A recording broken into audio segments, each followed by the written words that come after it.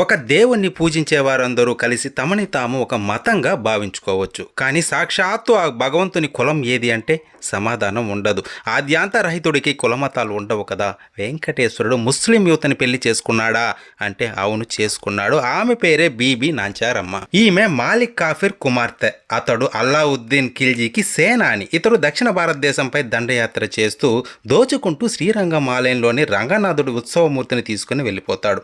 అప్పుడు రంగనాథుడి విగ్రహాన్ని చూసిన ఆయన కూతురు దాన్ని తీసుకుని ఆడుకుంటూ ఆ విగ్రహంతో ఒక విధమైన బంధాన్ని ఏర్పరచుకుంటుంది. ఆ మూర్తికి అభిషేకం చేయడం, పట్టు వస్త్రాలు చుట్టడం, ఊయల్లో ఊపడం, అంతా ఉత్సవమూర్తికి ఎటువంటి కైంకర్యాలు జరుగుతాయో అలా అన్ని తనే చేసేది. అంతలో శ్రీరంగం నుంచి ప్రజలు వచ్చి తమ ఉత్సవమూర్తిని ఇచ్చేయమని చెప్పి కాఫీర్ని ప్రాధాయపడతారు. విగ్రహాన్ని శ్రీరంగం పంపేస్తారు. తన ఇష్టదైవం కనపడక విలవిలా ఏడుస్తూ ఆ తల్లి విగ్రహాన్ని వెతుక్కుంటూ శ్రీరంగం చేరుకుంటుంది. ఆ తర్వాత రంగనాథుడిలో ఐక్యమవుతుంది.